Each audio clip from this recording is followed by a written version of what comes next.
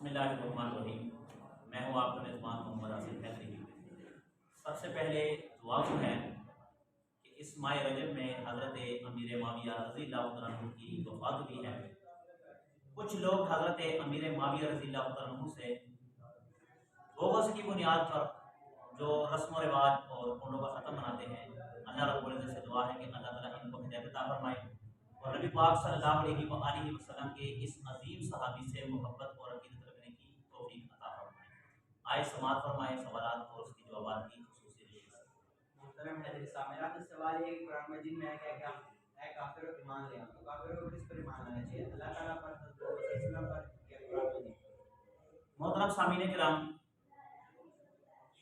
जिस तरह के कुरान मजीद में बारहा अल्लाह रब्बुल इज़्ज़त फरमाते हैं कि ईमान लेकर आओ, काफिरों से भी खिताब होता है बाज़ दफ़ा। मुसलमान तो है ही साहिब ईमान और काफिरों से सवाल होता है कि ईमान लाओ। अब देखिए, सवाल बड़ा एक अच्छा सवाल है। आखिर वो किस पर ईमान लाए? अल्लाह पर, रसूलुल्लाह सल्लल्लाहु अलैहि वसल्लम पर, किताब पर, फरिश्तों पर, किस पर ईमान लाए? बात यह है कि आपने ईमान मुफस्सल, ईमान मुजमल पढ़ा हो। ईमान मुफस्सल, ईमान मुजमल में आप अगर पढ़ेंगे ना तो सबसे पहले लफ्ज़ आता है आमनतु बिल्लाह, कि आप अल्लाह पर ईमान लाओ। सबसे पहले आप अल्लाह पर ईमान लाए। जब आप अल्लाह पर ईमान लाओगे ना तो जाहिर बात है, जब अल्लाह अल्लाह पर ईमान लाओगे तो फिर अल्लाह की सारी बातें माननी पड़ेगी। तो जब आप अल्लाह पर ईमान लाओगे तो फिर क्या होगा? आमनतु बिल्लाहि व मलाइकतिही व कुतुबिही व रुसुलिही वल यौमिल आखिर व क़दरिही, कि मैं ईमान लाता हूँ अल्लाह पर, अल्लाह के फरिश्तों पर, उसकी किताबों पर, अच्छी और बुरी तकदीर पर। तो सबसे पहले अल्लाह की माननी पड़ेगी। जब आप अल्लाह की मान लेंगे तो फिर वो सारे आपको आगे मानना पड़ेगा। तो सबसे पहले ईमान अल्लाह पर आएगा। क्यों? कि ला इलाहा। आप जब कोई काफिर मुसलमान होता है तो उसको जो कलमा पढ़ाया जाता है ना, उसको ये नहीं कहा जाता कि मोहम्मद रसूलुल्लाह, बल्कि उसको ये कहा जाता है कि ला इलाहा इल्लल्लाह, कि नहीं है कोई इलाह, नहीं है कोई माबूद सिवाय जिसके, अल्लाह के। तो देखिए, ईमान का इकरार करवाया जाता है कि कोई नहीं सिर्फ अल्लाह, उसके बाद जनाब नबी करीम सल्लल्लाहु अलैहि वसल्लम का नाम आ जाता है। सबसे पहले अल्लाह पर, उसके बाद सारे उसमें आ जाएंगे। मतलब राजेश साहब, मेरा आपसे सवाल ये है कि ये जो लोग यहाँ पे जो शादीशुदा होते हैं, उनके कोई नौजवान है, अब उससे बाहर के मुल्क में जाना है, अब उसकी यहाँ पे शादी हो गई है, लेकिन वो ना उससे पासपोर्ट में वो साइन ले लेते हैं कि आप जो है ना अपनी बीवी को तलाक दे दें तो आपका वीज़ा डाल जाएगा, आप चले जाएँ और वहाँ जाकर किसी और औरत से शादी कर लें। तो यहाँ पे ना वो मतलब कि जाली जो है ना कागजात बना देता है कि जी मैंने अपनी बीवी को तलाक दे दिया, और उसमें दस्तखत वगैरह भी कर देते हैं कि बीवी को तलाक हो गई है और चले जाते हैं। अच्छा, ये जो दस्तखत करते हैं तो या इससे ये जो तलाक हो जाती है कि नहीं होती? ये किस कंट्री की बात? ये मतलब कि कुछ होती है कनाडा की आप मिसाल ले लें, तो कुछ कंट्री से ये रखा हुआ है कि वहाँ पे सिर्फ एक ही शादी आप कर सकते हैं, और यहाँ से अगर आपकी कोई बीवी है तो उसे आप छोड़ दें और वहाँ किसी और से करें। मोहतरम सामीन किराम, जिस तरह के भाई ने सवाल किया है, देखिए यहाँ पर दो बातें हैं। पहली बात यह है कि अगर एक आदमी को ये कहा जाता है कि आप इस स्टाम्प पर या किसी कॉन्ट्रैक्ट पर आप साइन करें, सिग्नेचर करें, और इस बिना पर करें कि जब उसमें तलाक, बिलखसूस तलाक का मसला आ जाता है, तलाक का मसला आ जाता है, तो जब आप कलम उठाकर उस पर सिग्नेचर कर देते हैं ना, उसी वक्त आपकी बीवी को तलाक हो जाती है। उसी वक्त तलाक हो जाएगी। चाहे आप कहें कि मैंने दिल से सहन नहीं की, चाहे आप कहें कि मैंने ऐसे नहीं किया, वैसे नहीं किया। आपको पता, कई ऐसे मसाइल आए हैं, कई ऐसे मसाइल आए हैं कि लोग तलाक देने के बाद कहते हैं कि मैंने दिल से तलाक ही नहीं दी, मैं तो गुस्से में आकर दी, कहते हैं लोग। तो यही लोग भी ये हीला बहाना इस्तेमाल करते हैं कि हमने तो कभी जो ना तलाक इस बिना पर दी है कि हमें इस कंट्री में जाने की इजाजत मिल जाए। शरीयत थोड़ी ना कहती, शरीयत कहती खरा बोलो, सच बोलो। आप ये ऐसा नहीं कदम इस्तेमाल कर सकते। दूसरी बात यह है कि फिका में भी है कि अगर ऐसी बात है कि एक आदमी को जबरन जबरन पकड़ा गया और उसको ये कहे कि अपनी बीवी को तलाक दो, अपनी बीवी को तलाक दो, अगर वो सिग्नेचर कर देता है, सिग्नेचर कर देता है, ये उस आदमी को जबरन की बात हो रही है। अगर वो सिग्नेचर करता है, जुबान से नहीं कहता है, तो इसकी बीवी को तलाक नहीं होगी। और अगर वो जुबान से कह दे तो फिर उसको तलाक हो जाएगी। तो ये तो जबरन तो नहीं हो रहा, ये तो सिर्फ इनको कह रहा है कि भैया अगर आप इस मुल्क, इस कंट्री में आना चाहते हैं, काम करना चाहते हैं, तो आपको ये करना पड़ेगा। तो जाहिर बात है, या फिर उस कंट्री को ले ले या बीवी को ले ले, वरना तलाक हर सूरत में हो जाएगी तलाक। मेरा आपसे सवाल है कि कुछ लोग जो होते हैं वो हजरत अमीर मुआविया रज़ियल्लाहु अन्हु से यजीद की वजह से दिल में बोझ रखते हैं, तो क्या हजरत अमीर मुआविया से बोझ रखना चाहिए? हज़रत अमीर माविया रज़ी अल्लाह तआला अन्हु से बोझ यजीद की बिना पर कि वो हज़रत हुसैन रज़ी अल्लाह तआला अन्हु की शहादत में मुलव्वस थे या नहीं थे। देखें, यजीद मुलव्वस था या नहीं था, यजीद मुलव्वस था या नहीं था, हमारा यजीद से कोई तल्लुक नहीं। हमारा तल्लुक हज़रत अमीर माविया रज़ी अल्लाह तआला अन्हु से। और अगर आप हज़रत अमीर माविया रज़ी अल्लाह तआला अन्हु का किरदार मशकूक बना देंगे ना कि हज़रत अमीर माविया रज़ी अल्लाह तआला अन्हु ऐसे थे, वैसे थे, या वो ठीक नहीं थे, तो फिर याद रखना कुरान मजीद पर उंगली उठी, क्योंकि वो कातिब वही थे। नबी पाक सल्लल्लाहु अलैहि वसल्लम पर जो वही उतरती थी उसके वो कातिब थे, लिखने वाले थे, और वो सारा कुछ नोट करते थे। अल्लाह के नबी पर वही आई, हज़रत अमीर माविया ने उसको नोट कर दिया। अगर आप कहें कि वो आदमी मशकूक है तो फिर कुरान मजीद के जितने सिपारे हैं उनको मशकूक करार दीजिएगा, और अगर उसको मशकूक करार दे दीजिएगा तो ये डायरेक्ट बात अल्लाह ताला पर आएगी, क्योंकि अल्लाह ने कुरान मजीद में लिखा हुआ इन्ना नहनु नज़्ज़लना ज़िक्रा व इन्ना लहु लहाफ़िज़ून, कि इस जिक्र से मुराद कुरान मजीद है, कि इस कुरान मजीद को उतारने वाले हम हैं और इसकी हिफाजत करने वाले हम हैं, अल्लाह ने खुद कहा। तो फिर हम ये भी इस पर यह बात भी आएगी कि अल्लाह ताला ने अपने कलाम की हिफाजत नहीं की। दूसरी बात है, अगर बेटे की वजह से आप बाप को गलत कह रहे हैं कि बाप गलत है, बेटा ऐसा था, तो फिर हज़रत आदम अलैहिस्सलाम पर भी बात आएगी कि आदम अलैहिस्सलाम के बेटे काबिल ने क्या किया, कत्ल कर दिया। इसी तरह हज़रत नूह अलैहिस्सलाम के बेटे पर बात आएगी कि नूह अलैहिस्सलाम का बेटा ईमान नहीं लाया था, जब तूफान आया था तो बेटा सरकश हो गया, चला गया था। लूत अलैहिस्सलाम पर बात आएगी कि लूत अलैहिस्सलाम की बीवी ने जना ईमान नहीं लिया, उनको कबूल नहीं किया। हज़रत इब्राहीम अलैहिस्सलाम पर बात आएगी कि इब्राहीम अलैहिस्सलाम अच्छे थे और उनके वालिद ईमान नहीं लाए। तो भाई किसी की बुना पर दूसरे को गलत नहीं कह सकते, कभी गलत नहीं कह सकते। अब देखें, आपका जिस्म है, आपके जिस्म को अल्लाह ना करे फालिज हो जाए, आपका एक जिस्म बेकार हो जाए, तो आपके सारे जिस्म को डॉक्टर क्या कहेगा, मिसाल के तौर पर उसको भी छोड़े, आपकी टांग है उसमें कैंसर आ गया, उसको कैंसर आ गया, अब डॉक्टर कह रहा है कि बांह से लेकर ये घुटने तक इसमें कैंसर है, इसको काटना पड़ेगा, तो डॉक्टर ने कभी ये कहा कि आपकी पूरी जिस्म को काटना पड़ेगा, उस हिस्से को काटेंगे ना कि जो खराब हो, जो आगे नुकसान पहुंचा रहा है, तो भाई बाकी को तो नहीं ना काटेंगे। यही चीज है कि ये जो गलत है, जो गलत है वो गलत है, उसकी बुनियाद पर ना उसके वालिद को, ना उसकी वालिदा को, ना उसके खानदान को गलत कह सकते हैं। दूसरी बात है, हज़रत अमीर माविया रज़ी अल्लाह अन्हु से इसलिए बोझ है कि हज़रत अमीर माविया रज़ी अल्लाह अन्हु ने वो फैसले किए जो आज तक उनके बाद दूसरे ना कर सके। मिसाल के तौर पर हज़रत अमीर माविया रज़ी अल्लाह अन्हु ने अपनी दौरे खिलाफत में 65 लाख, ये 2,65,000 और इस तरह कुछ मील है कि जिन पर आपने इस्लामी हुकूमत का परचम जनाब ने पास किया, आपने परचम लहराया, और भी उनसे बड़े खिलाफ है, उनके फैसले बड़े कटक थे, और बिलखसूस मुनाफिकीन और काफिरों के लिए वो फैसले बड़े अटकते थे। इस वजह से आजकल जो लोग उनसे बोझ रखते हैं, तो फिर वो देख लें कि वो मोमिनीन में से या उनमें से है। अल्लाह से दुआ है कि अल्लाह ताला इनकी हमें कदर व मदद करने की तौफीक अता फरमाए।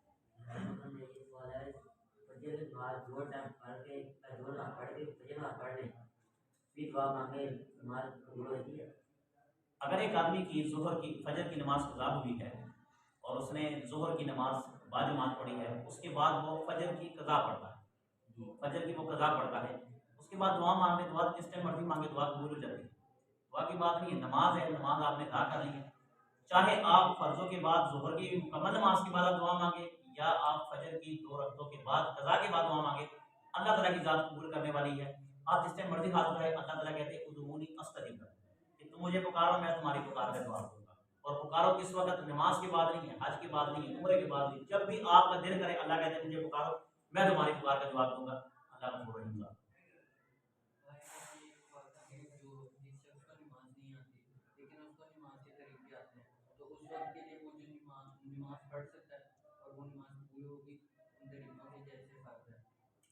एक आदमी है उसको नमाज नहीं आती, यानी कि नमाज के तरीके आते हैं, रुकू, बैठना, तहियात वगैरह में, तो देखें सबसे पहले उस आदमी पर एक चीज़ फ़र्ज होगी कि वो सीखे।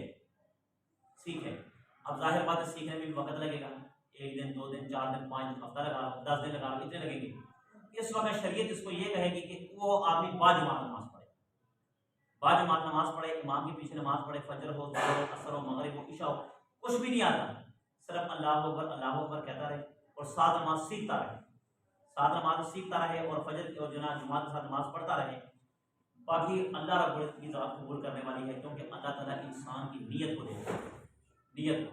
यहाँ पर कई ऐसे लोग हैं जिनको नमाजें आती हैं मगर उनकी नमाज कबूल नहीं है, क्योंकि उनकी नीयत जो होती है वो दिखलावे की होती है, उनकी नीयत रियाकारी की होती है।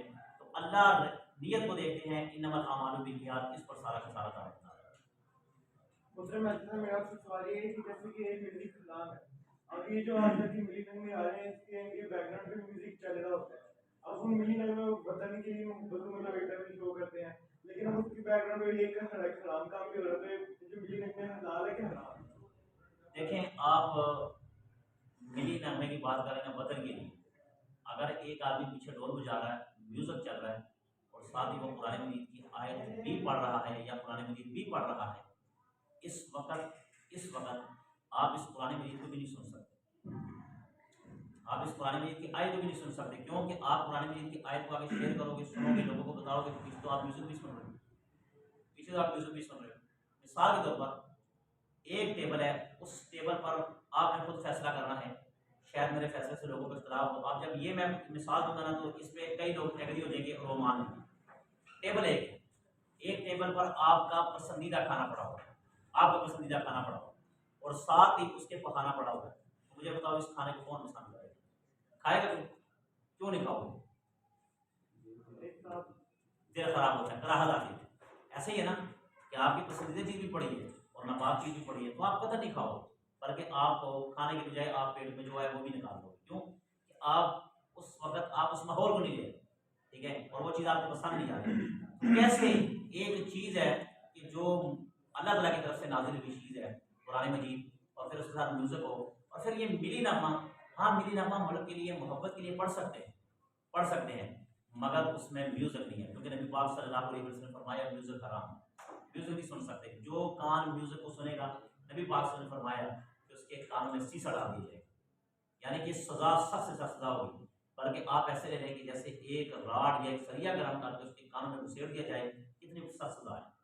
तो ये म्यूज़िक, बाकी जो लोग कहते हैं म्यूज़िक हलाल है, म्यूज़िक हलाल है, कुरान से नहीं कहते, हदीस से नहीं कहते, बल्कि वो अपने पौपों को देख के, जो इनके बड़े बड़े पौप हैं और बड़े, उनको देख के कहते हैं कि ये हलाल है, वरना कुरान और हदीस, बल्कि नबी पाक सल्लल्लाहु अलैहि वसल्लम का फरमान कि नबी पाक सल्लल्लाहु अलैहि वसल्लम का एक ज़िंदगी का अमल कि हज़रत अनस रज़ियल्लाहु अन्हु वो वाहिद सहाबी की जिन्होंने नबी पाक सल्लल्लाहु अलैहि वसल्लम के खिदमत में 10 साल अल्लाह के नबी की खिदमत की, 10 साल तक। हज़रत अनस फरमाते हैं कि नबी पाक सल्लल्लाहु अलैहि वसल्लम एक जगह गुजर हुआ, तो वहाँ पर कुछ म्यूज़िक की आवाज़ आई, कुछ म्यूज़िक की आवाज़ आई, तो अल्लाह के नबी ने अनस से फरमाया कि ए अनस, मैं कानों में उंगलियां दे रहा हूँ, जब ये म्यूज़िक की आवाज़ खत्म हो जाएगी तो मुझे बता देना, मैं कानों से उंगलियां निकाल लूँगा। तो नबी पाक सल्लल्लाहु अलैहि वसल्लम का अमर हज़रत अनस बताते हैं कि अल्लाह के नबी ने अपने कानों में इस तरह उंगलियां लेकर अल्लाह के नबी ने अनस को इशारा किया, मुझे बता देना, जब वो दूर गए, म्यूज़िक की आवाज़ खत्म होगी, तब जाके अल्लाह के नबी को हज़रत अनस रज़ियल्लाहु अन्हु ने बताया कि रसूलुल्लाह म्यूज़िक की आवाज़ खत्म होगी, तब अल्लाह के नबी ने कानों से उंगलियां निकाली। अब बताओ कि हमारे नबी सल्लल्लाहु अलैहि वसल्लम का म्यूज़िक के बारे में क्या है? समझ आई? साहब मेरा सवाल है, जमात खड़ी हो और इमाम साहब ने मोबाइल साइलेंट कर दो, अगर मोबाइल मस्जिद के दौरान नमाज के दौरान बच जाए, उसमें टोन लगाओ, तो क्या नमाज टूट जाती है? कबीरा गुनाह का सगीरा गुनाह? देखें, बाजुमात नमाज होगी, बाजुमात नमाज होगी, और दौरान नमाज ही आपका मोबाइल बज रहा है, एक बार नहीं बार बार बज रहा है, तो शरीयत ये कहती है कि अगर आपके इस जेब में मोबाइल पड़ा हुआ है तो आप उसको निकाल कर आप ऑफ कर सकते हैं। ऑफ करने का तरीका ये, ऑफ क्या, आप रेड बटन दबा दें तो कार क्या हो जाएगी, कट हो जाएगी, कैंसिल हो जाएगी, खत्म हो जाएगी। मगर उसका तरीकाकार ये देखें, आप जेब में हाथ डालें, जेब में हाथ डालने के बाद आप ये ना करें उसमें देखें किसकी फ़ोन है किसका नहीं है, ठीक है, ऐसे ना, ये तरीका तो गलत हो जाएगा, नमाज का खुशू और हुजू वो भी खत्म हो जाएगा। तो आप जेब में हाथ डालें, जेब में हाथ डालने के बाद अगर हो सके तो बटन वहीं पे दबा दें, अगर फिर भी नहीं तो आप थोड़ा सा निकाल के उसको ऐसे कर लें, खत्म कर दें, ठीक है। और अगर आप नमाज के दौरान इतना देर आप मोबाइल में लगे रहे दूर से देखने वाले, तो ये महसूस हो रहा है कि ये नमाज में, तो आपकी नमाज छूट गई, नमाज छूट गई। और अगर मोबाइल ऐसी जगह पे हो कि आपका बार बार अलार्म बज रहा है, बार बार बज रहा है, बार बार बज रहा है, और आपका हाथ पहुंचता है मगर मोबाइल बंद नहीं हो रहा, बाद वाले टच मोबाइल ये तो बंद ही नहीं होते, ठीक है, ये बंद ही नहीं होते, तो इसका तरीकाकार ये है कि खुद ही सलाम फेर के मोबाइल जाके बंद करें। बल्कि उससे पहले अच्छा तरीका ये है कि जैसे आप मस्जिद में आए, बाज़ मसाजिद में एक बैनर लगा हुआ था बड़ा अच्छा और बड़ा प्यारा, वो क्या कहते हैं कि अब मखलूक से राब्ता ख़त्म, खालिक से राब्ता शुरू, ठीक है, ये लिखा होता है, बड़ी प्यारी बात। कहने का मकसद ये है कि उस वक्त मोबाइल ऑफ कर दिए थे मस्जिद में, ठीक है, साइलेंट में लगे थे। अगर आप मस्जिद को मोबाइल को साइलेंट में लगा देंगे तो आपकी नमाज तो खराब नहीं होगी, क्या आपके दिल में शक आना यार किसका फ़ोन था किसका नहीं है, सुनूं जबकि नमाज खत्म हो, तो नमाज का खुशू तो हुजू गया। हाँ, अगर ज़्यादा ऐसी बात हो कि मोबाइल ना बंद हो तो सलाम फेरें, क्योंकि अपनी नमाज खराब, बाकी दूसरा ना खराब करें नमाज। आपको पता है कि जब अलार्म मस्जिद में बजता ना तो सबका ध्यान उस अलार्म की तरफ हो जाता है। तो अच्छा बेहतर ये है कि मोबाइल बंद करके आ जाया करें। मेरा सवाल ये है कि एक महीने पोस्ट गई थी जिसका मकसद के सहाबा पर तनकीद करना, और हदीस का हवाला दिया उन्होंने कि हौज पर सहाबा की जमात आएगी, इन्हें हौज से दूर कर दिया जाएगा। और आप सबसे पूछेंगे कि इन्हें दूर क्यों किया गया, तो वो फरमाएंगे कि अल्लाह ताला फरमाएगा कि इन्होंने दीन में नई चीज़ें ईजाद की। तो इस बारे में सहाबा पर तनकीद की उसने पोस्ट लगाई थी, सहाबा के नाम पर, तो क्या इससे क्या मतलब, मुझे तो नहीं समझ आई क्या मतलब कि हौज पर सहाबा की जमात आएगी, हौज पर। हाँ जी, सहाबा को उसने किया अच्छा, कि अच्छा। सहाबा की जमात आएगी, अल्लाह ताला उन्हें हौज से दूर कर देगा, अच्छा, इन्होंने दीन में नई चीज़ें ईजाद अच्छा, की। अच्छा। वो सहाबा के बारे में बात करें। अच्छा, अब मेरी यहाँ पे बात रखना, जब भी कोई सहाबा के बारे में बोल के, जब भी कोई सहाबा कराम के बारे में गलत करे, जिसने भी स्टेटस लगाया ना, सबसे पहले उसे कहो कि दलील दो। उसने हदीस का हवाला भी दिया, साफ हदीस का नंबर दिया। अच्छा, हदीस का हवाला, हदीस का नंबर दिया, ये मुझे दिखाना। भाई मेरे बात सुनो, ये जो उन्होंने कहा कि सहाबा, ठीक है, सहाबा, ये उसने गलत किया। कुछ लोग मुसलमान आएंगे, सहाबी किसका नाम है, सहाबी सोबत को कहते हैं, सहाबी सोबत से है कि जिसने नबी पाक सल्लल्लाहु अलैहि वसल्लम की सोबत, मिसाल के तौर पर अब देखें, आप यहाँ पे बैठे हो, आप बैठे हो, आप मेरी सोबत में आए, आप मेरी सोबत में आए, वो बात वहां तक ना ले जाना, वो सहाबा तक, ठीक है ना। आजकल के समझाने के लिहाज से कह रहा हूँ, आप मेरी सोबत में आए, जब आप मेरी सोबत में आए ना, अब देखो सहाबी सोबत से है, उन्होंने फायदा उठाया नबी पाक सल्लल्लाहु अलैहि वसल्लम की सोबत से, वो सहाबी कहलाए। आप मेरे आए, आपको मैं सहाबी कह सकता हूँ, आप मेरे दोस्त हैं, आप मेरी सोबत में आए, ठीक है। ये एक बात है कि कुछ लोग जो नमाज पढ़ते होंगे, उलमा से उन्होंने सोबत इख्तियार की होगी, उलमा से, उलमा के बयान सुनते होंगे, उलमा के पास आते जाते होंगे, ये उलमा के सहाबी हैं। अब आई बात समझ में, जब वो हौज़े कौसर पे आएंगे ना, हौज़े कौसर पे नबी पाक सल्लल्लाहु अलैहि वसल्लम उनको जामे कौसर पेश करेंगे, तो फरिश्ते कहेंगे कि या रसूल अल्लाह, ये वो लोग थे, ये वो लोग थे कि जिन्होंने आपके जाने के बाद दीन में रद्द-ओ-बदल की थी, कुछ दीन को कम किया, कुछ ज़्यादा किया। आज भी आप देख लें, दुनिया में आपके सामने कई ऐसे मज़ाहिब हैं कि जो दीन में इजाफा करते हैं, ये चीज़ भी ले लो, ये चीज़ भी ले लो, ये चीज़ भी ले लो। भाई कहाँ पे है, बस हमारे बड़ों ने बताया। बड़े कौन है, हमारे उलमा हैं। भाई उलमा को नहीं देखा जाएगा, उलमा की बेस पर अगर आप किसी आलिम का सहारा लेकर, किसी आलिम का सहारा लेकर दीन में रद्द-ओ-बदल करते हैं, तो उस जमात की बख्शिश नहीं होगी। सबसे पहले आईने में देखा जाएगा, लक़द कान लकुम फ़ी रसूलिल्लाहि उस्वतुन हसना। अल्लाह ताला ने कुरान मजीद में कह दिया कि आपने जो काम भी करना है, सबसे पहले मेरे नबी पाक सल्लल्लाहु अलैहि वसल्लम के तरीके को देखिए। और अल्लाह ने क्या कहा, या अय्युहल्लज़ीना आमनू अत्तिउल्लाह व अत्तिउर रसूल, कि मेरी और मेरे रसूल की इताअत करो हर काम में, चाहे वो खुशी हो, चाहे वो गमी हो, चाहे अपना हो, चाहे पराया हो, कोई भी काम हो, उसमें आपको अल्लाह और उसके रसूल सल्लल्लाहु अलैहि वसल्लम की इताअत करना जरूरी है। अगर आप अल्लाह और रसूल की इताअत से हटकर आप कहेंगे कि मेरे वली ने, मेरे बुजुर्ग ने, मेरे बड़े ने, मेरे पीर ने ये बताया, मैं उसके कहने पे चल रहा हूँ, भाई उस ग्रोह की बख्शिश नहीं है। और ये जो ग्रोह आएगा ना, जिनको सहाबा कहा गया, ये उस, अब आई मेरी बात समझ में, कहना क्या चाहता हूँ, ये वो लोग होंगे जो नमाज भी पढ़ते होंगे, जिन्होंने हज भी किए होंगे, उम्रे भी किए होंगे। जब नबी पाक सल्लल्लाहु अलैहि वसल्लम के हौज़े कौसर पे आएंगे तो अल्लाह के नबी कहेंगे सोफकन, कि चले जाओ यहाँ से दूर, यहाँ से दूर चले जाओ। भाई उसको कहो कि ऐसे इंतशार की बात है। देखें कुरान मजीद में जब अल्लाह ताला ने कह दिया रज़ियल्लाहु अन्हुम व रज़ू अन्हु, कि मैं इनसे राजी हूँ, ये मुझसे राजी है, तो फिर अगर किसी की पेड़ में मरोड़ उठता ना, पेड़ में मरोड़ उठता, तो ये तो उसका कसूर है, किसी और का कसूर थोड़ी। एक आदमी कहेगी मुझे, अब देखें हर एक आदमी की अपनी चॉइस होती है। एक आदमी कहता है मुझे रेड रंग पसंद है, एक आदमी कहता है मुझे ब्लू पसंद है, एक कहता है येलो, एक कहता है ब्लैक पसंद है। एक आदमी आसमान की तरफ मुंह उठाकर कह दे कि जी ये आसमान का रंग ग्रीन है, कौन सा है, आसमानी, ग्रीन कलर कह दे, ये रंग मुझे पसंद नहीं है। एक आदमी कह रहा है मुझे ये पसंद नहीं है। अब वो क्या करता है, आसमान की तरफ मुंह उठाकर वो थूकता है। वो थूक कहाँ पे जाएगा, उसके मुंह पर आएगा, आसमान पर थोड़ी जाएगा। अगर कुरान मजीद की इतनी वाज़ेह दलील आने के बाद, कुरान मजीद में 400-450 आयत हज़रात सहाबा किराम रिज़वानुल्लाहि अलैहिम अजमईन के बारे में, 450 आयत हज़रात सहाबा किराम रिज़वानुल्लाहि अलैहिम अजमईन के बारे में उतरी। अल्लाह ने कहा उलाइका हुमुल मुहतदून, उलाइका हुमुर राशिदून, उलाइका हुमुल मुफ़्लिहून, ठीक है, उलाइका हुमुल मुमिनून हक़्क़न, यही मोमिनीन हक पर हैं, अल्लाह ताला कहते हैं। और सबसे बड़ी बात, उलाइका अल्लज़ीना इम्तहनल्लाहु अला क़ुलूबिहिम, अल्लाह कहते हैं कि ये वो लोग हैं कि जिनके दिलों के इम्तिहान में ले। आप कहते हैं कि इसकी जिस्म का मैंने मुआयना किया, बड़ा अच्छा बॉडी बिल्डर है, भाई इसकी मैंने ताकत का मुआयना किया, इसके अंदर ताकत है। आपको पता है कि इंसान की जिस्म के अंदर सबसे कीमती चीज़ क्या है, दिल है। अल्लाह कहते हैं मैंने दिलों के इम्तिहान ले लिए, कुरान मजीद में या अय्युहल्लज़ीना आमनू, ठीक है। अल्लाह कहते हैं कि मैंने इनके दिलों के इम्तिहान ले लिया। जो अल्लाह कहते हैं कि मैंने तो दिलों का इम्तिहान ले लिया, बात खत्म हो। बाकी जिसने ये बकवास की है उसका कोई ये नहीं भाई, आपको पता है मिर्जा इंजीनियर क्या करता है, आपको कहेगा ये इसमें लिखा हुआ बुखारी में लिखा हुआ ये हदीस है। कई बार ऐसे हुआ, बुखारी की जो हदीस पेश करता है उसके बाद जो नंबर पेश करता है, जो सभा पेश करता है, उस टाइम उसको खोल दे वो होती नहीं है। आपको तो गुमराह करना ही करना ना। अच्छा शैतान के पास थोड़ी दलील है, शैतान ने बड़ी दलील अल्लाह को ये दी। जब अल्लाह ताला को कहा ना कि सजदा करो, तो अल्लाह को ये दलील वाला क्या दे रहा है जवाब में कि अल्लाह जी आप मुझे कह रहे हैं उसको सजदा करो, मट्टी में अंधेरा है आग में रोशनी है। अब देखो दलील है कि नहीं, दलील मट्टी में बदल जाता है तो क्या है, अंधेरा अंधेरा हो जाता है, दम घुटना शुरू होता है। और आग करीब पे हो, आपको रोशनी हासिल करनी हो, आपको सर्दी लग रही हो, आप आग लगाएं, मजा आता कि नहीं आता, अल्लाह को दलील। फिर दूसरी बात उसने ये की कि अल्लाह जी मट्टी को ऊपर फेंको नीचे आती, आग लगाओ तो ऊपर को जाती है, तो ऊपर वाली चीज लेनी चाहिए, नीचे वाली चीज लेनी चाहिए। भाई ये बात नहीं है, दलील की तरफ नहीं। जब शरीयत और दीन की बात आएगी ना, अकल को नहीं देखेंगे, दीन को देखेंगे। बात बातें अकल में नहीं आती, अकल में कदर नहीं आती। मिसाल के तौर पर भैया आपको गुस्ल होता है जो ना, आपको इख्तिलाम हो जाए, गुस्ल करें। अब देखो शरीयत ने कहती है गुस्ल करें, अगर आप अपनी अकल से फैसला करेंगे तो ये बात आपको कदर समझ नहीं आएगी। क्यों? हदीस पाक में आता है कि अल्लाह के नबी ने फरमाया इस्तंज़िहु मिनल बौल फइन्नहु आमत अज़ाब मिनल कब्र, कि पेशाब के छींटों से बचो, अक्सर अज़ाब कब्र इस वजह से होता है।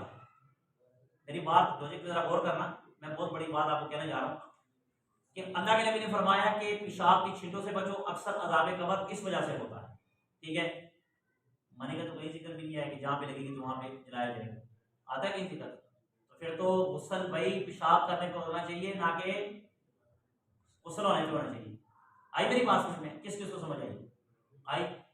तो फिर तो पेशाब पर होना चाहिए गुस्ल, क्योंकि पेशाब के बारे में ना कपड़े को लग देना पाक है, जिस्म पर लग देना पाक है, और जिस जिस्म पर लग जाए उसको अज़ाब होगा। मनी का तो कोई जिक्र नहीं आया।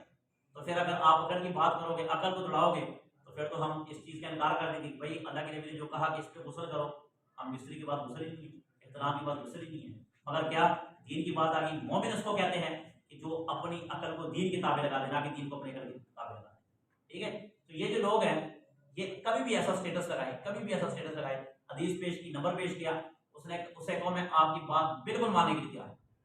ठीक है, मानने के लिए तैयार हूँ। इस वक्त मैं हूँ अनपढ़, मुझे किसी चीज़ का नहीं पता। भाई आपने बुखारी का हवाला दिया, मुस्लिम का दिया, अबू दाऊद का दिया, तिरमिज़ी का दिया, किस चीज़ का दिया? कोई ना कोई तो दिया होगा ना, उसे कहो भाई मुझे किताब ला के देना, बात खत्म होगी। जब आप किताब का नाम लोगे ना, वहीं पे उसकी माँ मर जाएगी, आपके सामने किताब ही लाके पेश करेगा। क्यों? कि हदीस अपने से खड़ी होती है, नंबर अपने से लगाए होते हैं, सफा अपने से लगाया होता है, बस दूसरे बंदे को गुमराह करने के लिए। भाई उसे कहो हदीस का हवाला पेश करो। हवाला पेश जब आपने कर दिया, किताब लाओ, किताब जब आप लाओगे हम आप किताब को देख लेंगे, हम आपकी बात मानेंगे। तो जब किताब लाएगा फिर किताब लाकर उस आदमी को भी हमारे सामने बिठाओ, किताब भी बिठाओ, हम 2 मिनट उस बंदे को तूते निकाल देंगे। क्यों? कि हर एक आदमी हर काम का माहिर है। ठीक है, आप कंप्यूटर के माहिर हैं, हम कंप्यूटर के माहिर नहीं। ठीक है, कंप्यूटर पे आपका काम है, हमें कंप्यूटर नहीं चलाना था, हमें क्या बोला कि हमारा कंप्यूटर से क्या वास्ता है? ठीक है, हमारे कंप्यूटर बेकार है, आपके लिए कीमती, क्योंकि आपका काम है। एक आदमी का काम है सियासत, हमारा सियासत से काम नहीं है, क्योंकि हम सियासत में गए नहीं। ठीक है, एक आदमी का काम है प्रॉपर्टी का, हम प्रॉपर्टी में गए नहीं, हमारा प्रॉपर्टी काम। एक भाई का नाम गेमों में जाना, हमारा काम गेमों में है नहीं। ठीक है, तो जिस आदमी का तलब जिस बेस के साथ उसी के साथ होना। तो हदीसों का हवाला अब सब्जी बेचने वाला या मोची जूती काटने वाला वो हदीस और कुरान को थोड़ी बताएगा, वो बताएगा आलिम ही बताएगा ना। ऐसे बंदों को कभी हमारे सामने जाओ तो बड़ा बड़ा मजा आएगा। मेरे सवाल है कि जैसे मैंने भी सवाल किया था कि मेरी लिंक में हराम है, तो आपने बताया कि हराम है। अगर ये किसी दोस्त को अगर मैं गाते हुए सुन लेता हूँ, अब मैं म्यूजिक से नहीं गा रहा हूँ, बस लाइनें पढ़ रहा है, तो अगर वही लाइनें मैं सुनकर कमेंट करने लगे, मुझे अच्छी लगी, तो वो हराम है कि हलाल है? अगर वो लाइनें यानी कि गीत वगैरह की या फिर नगमे की, 2 शर्तें। सबसे पहले कि उसमें शिर्क के अल्फाज ना हो, शिर्क के अल्फाज। दूसरे उसमें गुनाह की दावत के अल्फाज ना हो। कई ऐसे गाने हैं जिसमें गुनाह की दावत दी जा रही है। ठीक है, तीसरी बात वो कुरान और हदीस के खिलाफ ना हो, फिर आप सुन सकते हो। और चौथी बात है कि म्यूजिक ना उसके पीछे। ठीक है, अगर ये 4 शराइत पाई जाएगी तो आप सुन सकते हैं, वरना नहीं। कई ऐसी कवाली हैं कि उसके अल्फाज आप सुन सकते हैं, बशर्ते कि ये 4 चीज़ उसमें हो, म्यूजिक ना हो, शिर्क के अल्फाज ना हो, कुरान हदीस के खिलाफ ना हो। ठीक है, म्यूजिक ना हो, ये 4 चीज़ें अगर ना हो ना तो वो सुन सकते हैं आप। कई ऐसे बोल नुसरत अली खान ने अपनी कवाली में कहा। ठीक है, वो एक वाली एक कोल नहीं रखना, भैन भरावां पल में जा दफनाना, ठीक है। यानी कि मरने के बाद आपके बहन भरा आपको करीब नहीं रखेंगे, पल में जा दफनाना, कुछ बस लगा होगा आपको दफना दिया जाएगा। मगर एक वाली म्यूजिक की वजह से थोड़ा खराब है, वरना अल्फाज कितने बड़े अल्फाज हैं, ठीक है। तो ये म्यूजिक तो बिल्कुल इतना, ये जो लोग कहते हैं कि म्यूजिक तो रूह की ग़ज़ा है, उनको वो बिल्कुल ठीक है, रूह की ग़ज़ा है, तो फिर वहाँ पे रूह की ग़ज़ा करने भी है, जाहिर बात है। फिर रूह की ग़ज़ा जो आग भी है, फिर उस रूह के लिए वो चीज़ है, साफ रूह के लिए साफ चीज़, नपाक रूह के लिए नपाक, जहन्नम नपाकों के लिए, जन्नत नपाकों के लिए, पाकों के लिए। इसी के साथ अपने मेज़बान को बता सकते हैं, को इजाज़त दीजिए।